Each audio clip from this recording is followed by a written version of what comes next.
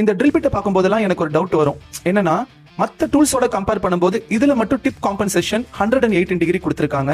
So அது ஏன் அப்படின்ற ஒரு டவுட். அடுத்தது இப்போ ஃபிளாட் எண்ட் மில்லா இருக்கட்டும், இல்ல புல்லு இல்ல பாலா இருக்கட்டும், எல்லாமே வந்து ஒரு ஃபிளாட் இல்ல ஸ்பியர் ஷேப்ல இருக்கு. ஆனா இது மட்டும் ஏன் வந்து 118 டிகிரி கொடுத்துருக்காங்க அப்படின்றது ஒரு திங்கிங்காவே இருக்கும் எனக்கு.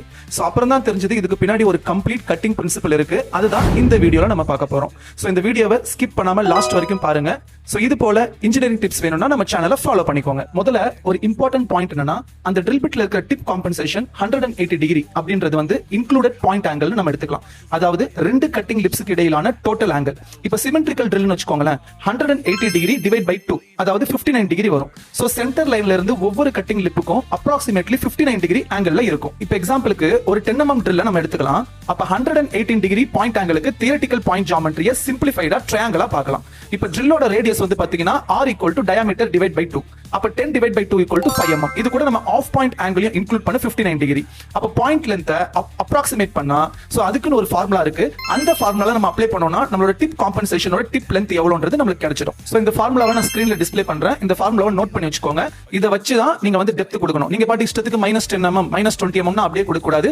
இந்த டிப் காம்பன்சேஷனோட டிப் லென்த் நம்ம இன்க்ளூட் பண்ணாதான் கரெக்டான சிலிண்ட்ரிக்கல் ஹோல் நம்மளுக்கு ஃபார்ம் ஆகும். ஒரு ஹோல் மேக்கிங் கான்செப்ட் அப்படின்னு வந்தாலே நம்ம ட்ரில் தான் போடணும்னு அவசியம் இல்ல.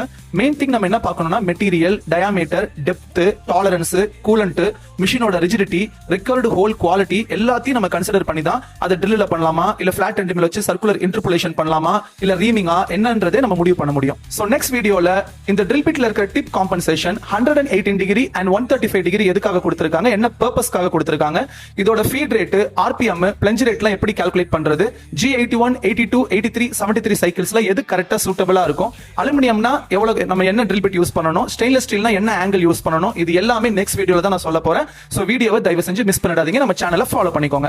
நம்ம மிட்டி இண்டஸ்ட்ரியல் ட்ரைனிங்ல வர ட்ரைனிஸ்க்கு இது மாதிரியான டூல் செலக்ஷன், டூலோட கான்செப்ட்ஸ், வெறும் ப்ரோக்ராம் மட்டும் கான்சென்ட்ரேட் பண்ணாம அவங்களுக்கு conceptual, methodology, machining knowledge, so இது எல்லாமே நம்ம டீச் பண்றோம் வித் இண்டஸ்ட்ரியல் எக்ஸ்பர்ட்ஸ்.